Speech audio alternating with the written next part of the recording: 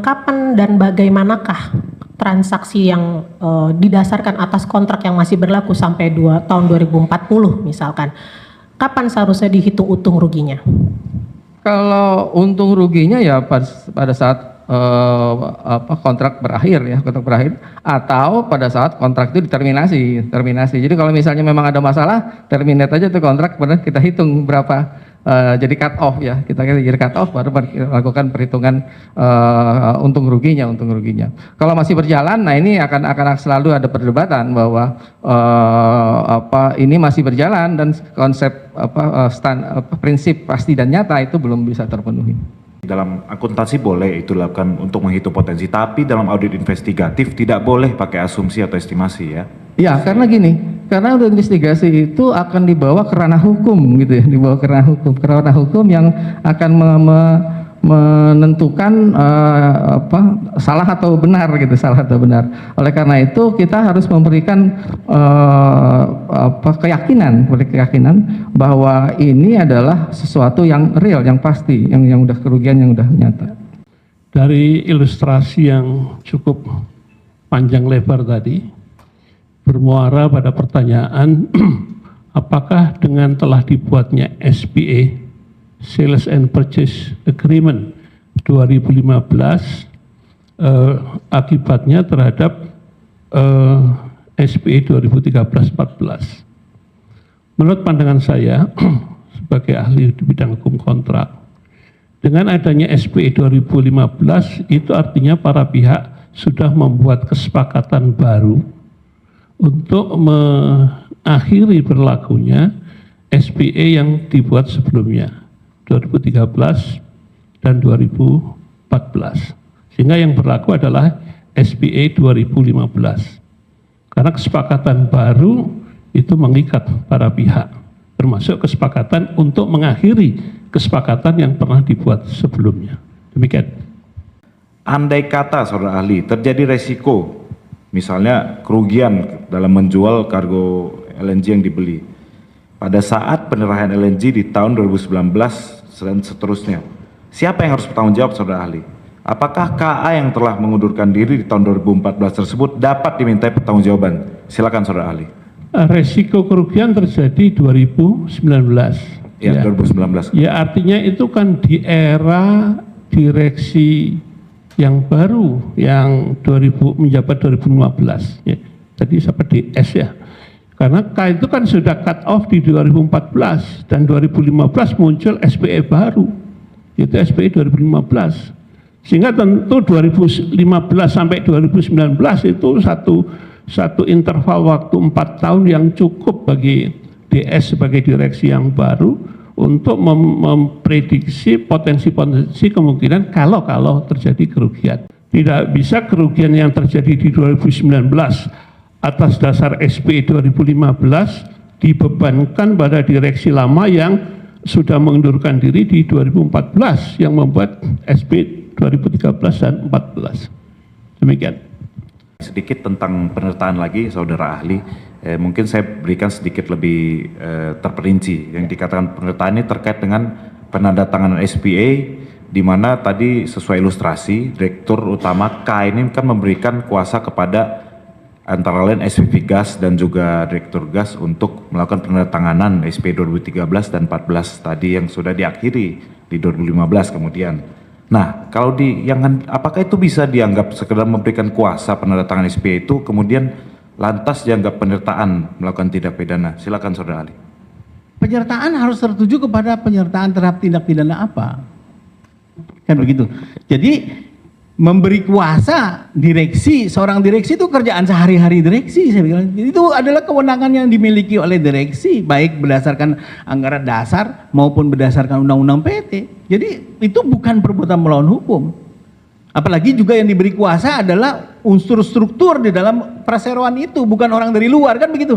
Jadi ini bagian dari pelaksanaan tugas, sehingga bisa dikatakan sebagai performa saja, sebagai formalitas untuk melakukan tindakan, karena yang bisa bertindak di dalam dan di luar pengadilan menurut Prof. Basuki adalah direksi, kan begitu. Artinya tidak bisa kita menyimpulkan itu sebagai sebuah perbuatan dalam hukum pidana. Tidak bisa kita menyimpulkan itu sebagai suatu penyertaan dalam hukum pidana. Jadi pelaku, ya artinya yang menandatangani perjanjian 2013 kan berbeda, 2015 berbeda. Nah, apakah unsur subjektifnya dalam hukum pidana juga itu sudah berakhir juga di 2015? Iya tentu, karena kan kalau tadi kita berpatokan misalnya pada kehendak, ini kan salah satu teori paling tua untuk menentukan kesengajaan, misalnya begitu.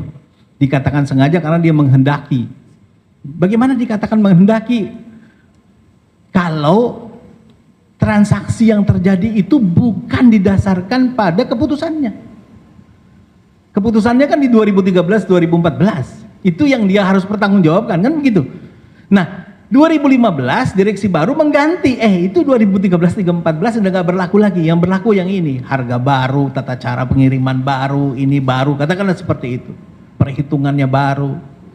Jadi tidak mungkin dia dikatakan menghendaki sesuatu yang terjadi di luar apa yang kemudian dia lakukan. Seandainya AK, direksi yang paling kanan atas, pada tahun 2014 setelah mengajukan surat pengunduran diri karena direksi BUMN ya Pak, mengajukan surat pengunduran diri kepada Menteri BUMN, namun Menteri BUMN belum merespon dengan SK, namun AK telah mengirimkan email kepada pihak-pihak yang diduga terkait dengan CC, AK dan PT ABC bertukar email mengenai potensi bekerja di PT ABC, yang mana kemudian pekerjaan itu benar terjadi, tapi setelah AK mendapatkan SK dari Menteri BUMN dan kemudian aliran uang pertama didapatkan 6 bulan sejak AK efektif berhenti menjadi dari direksi BUMN dengan SK Kementerian BUMN yang tadi saya maksud. Gaji pertama didapatkan 6 bulan setelah. Apakah terdapat benturan kepentingan di sini dari sudut pandang keahlian ahli yaitu pidana? Iya, benturan kepentingan dalam hukum pidana biasanya digunakan untuk menilai mens rea, menilai skill, menilai kesalahan, kan begitu. Jadi tentu itu menjadi satu isu yang relevan kalau memang pada saat menjadi direksi dia menerima pekerjaan itu. Tadi kan kalau lihat gambarnya kan yang normanya, adresat normnya kan pada direksi itu. Jadi selagi dia menjadi anggota direksi tentu terlarang untuk bekerja dengan perusahaan yang mempunyai kaitan langsung atau tidak langsung dengan perusahaan yang dia pimpin. Kan begitu. Ya kalau sudah tidak dia lagi jadi direksi ya tidak berlaku lagi ketentuan itu buat dia. Oleh karenanya tidak relevan digunakan untuk menilai seseorang yang tidak lagi direksi. Tapi kalau sudah tidak lagi menjabat direksi, tidak lagi berlaku ketentuan itu. Banyak mantan hakim langsung besoknya jadi pengacara. Mantan polisi, mantan jaksa besoknya jadi pengacara. Kan begitu. Apakah kemudian bisa berlaku hakim, jaksa tidak boleh merangkap jadi advokat?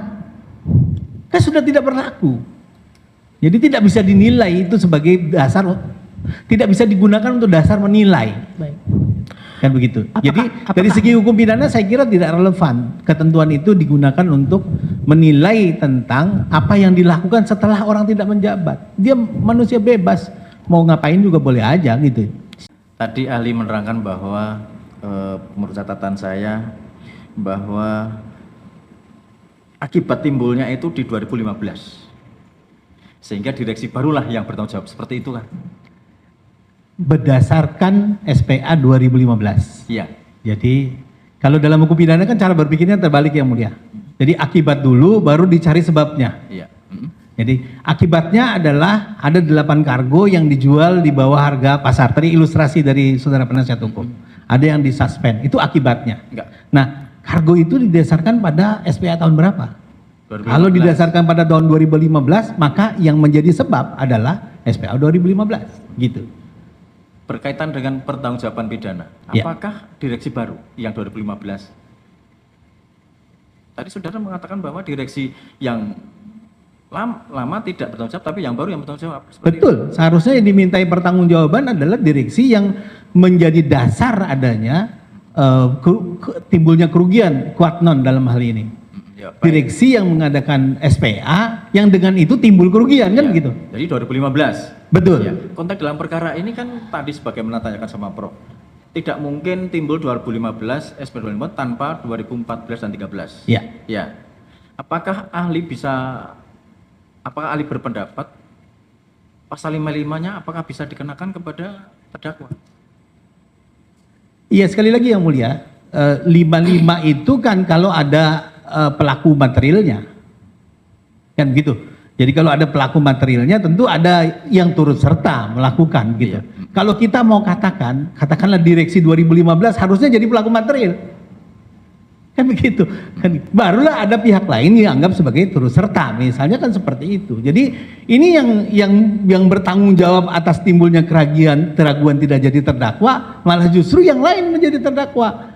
Nah, di sini yang menurut saya tidak proporsional karena menarik hubungan sebab akibatnya tidak didasarkan pada 2014. sebab yang terdekat Baik, gitu. cukup baik. Terima kasih ya. Baik, terima kasih Pak Prof.